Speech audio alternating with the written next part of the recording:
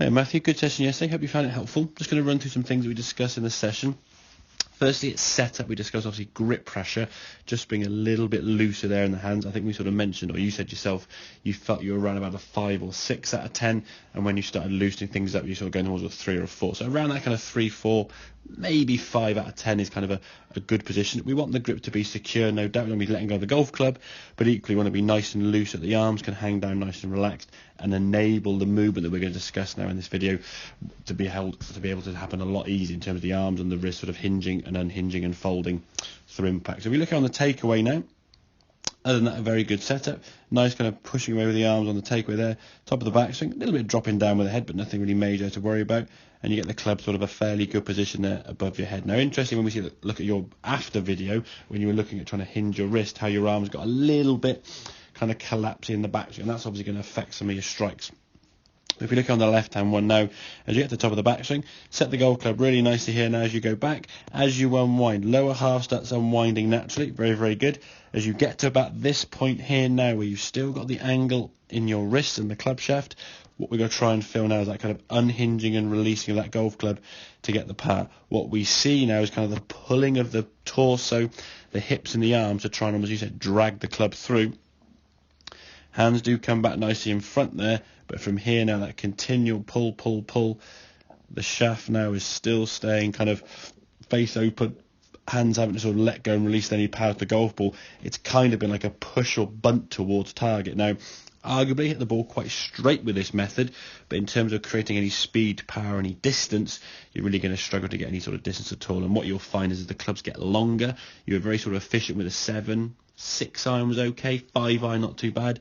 As you start going sort of 3 and 4 irons and longer clubs, because of the lack of speed there, the loft on the golf club added to the lack of speed is going to mean you're going to struggle with those clubs just to get the ball up in the air and have any kind of success with them going forward. So what I'm going to try to do is maintain the same kind of backswing. As I said, you get a little bit collapsy here, maybe feeling a bit looser and trying to feel the arms are going to sort of hinge and release through, possibly. Okay, but the focus now as we come back, when you get to kind of halfway back, you've got almost an L position there. In an ideal world, a bit more wrist hinge there, but not too bad. On the way through, we're going to try to sort of recreate a similar kind of position again. This felt to you as if the golf ball was going to go over here, really flicky, and a really sort of closed club face. You see the club face comes down now into impact. Again, same sort of fairly good strike position, but from here now it's just letting everything go and releasing that speed to target. You can see here now the club has kind of passed. If you look at the face position there particularly, of those two, you can see the difference now in the club face. That shows you kind of used your arms and hands and released a bit better, but there's still a little bit of a sort of an arm and elbowy swing rather than a hands and wrist sort of movement there, okay? And I think some of those drills we discussed in the session, certainly swinging the golf club with one hand, almost if you get the opportunity or you have the access to, get a tennis ball and a tennis racket, or even just any ball of that sort, with a tennis racket, and just hit some shots kind of towards a wall and sort of bounce them back to you. Just try and feel how you would kind of naturally swing a tennis racket. Hopefully we sort of see the racket sort of hinging and releasing, so you end up like so, kind of in that position, releasing through rather than trying to hold the racket sort of face open to try and keep the golf ball from going straight. And I think this sort of face open on the left hand side that we can see was certainly one of the contributing factors to why you sliced the golf ball. Obviously we can release the club better, that will reduce the shots going off to the right. I think when you did it on the right hand side here now, where you did really feel you hinge the wrist, load and release the golf club, the ball went 5 yards left to target. So it wasn't as if the ball went a long way left.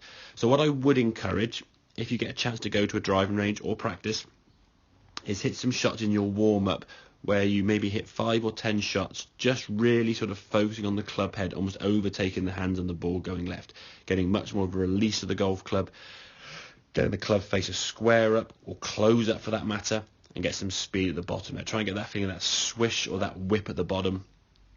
The sensation you want to try and get is almost like a whip, sort of whipping that action with the club head at the bottom rather than sort of pulling or dragging through. I think the example we gave there when you swing through from this position here now, if you had a really heavy weight sort of attached to this golf club on the end here, I'm going to use a cupboard as an example, it almost looks like you're trying to drag and pull that through with all your sort of big chest and arms and shoulder muscles, and the club face never actually really gets released through properly until well after the sort of follow through position up here. It's about here now, I would say, even there, your kind of wrists, they kind of let go about here. Now, although this seems really late relative to kind of here and back here, we look at the clock on the timer. There's 8.72. We want to be releasing it at 8.35. So it's less, well, about half a second, or less than half a second, a third of a second out. Okay. Now, visually, in terms of how far the club's travelling, it looks miles out, but in reality, it's a third of a second. So it's split second sort of decision. Like I say, the feeling for you to release it as early as possible. Okay. At the moment now, it probably can't happen. Okay, you have to try and really get the sensation you're releasing the golf club almost from here. Again, the feeling will be casting and flicking and scooping, which I know is a technical fault, but real and feel are very different things. So work on that hinging and unhinging of the wrist to get that sensation, the club face squaring and closing up. Try and work on speed. I think you said you had some alignment sticks, which is great. If you have got them, try and use them with just the right hand and just try and feel how much speed and power you can get with that stick. If you can't access the alignment sticks, you can simply use your club upside down, give you kind of the same kind of effect there with a light stick in your hand. So give those practice drills a go. Any questions, obviously feel free to give me a shout, and I'll catch up with you soon. Cheers, Matthew.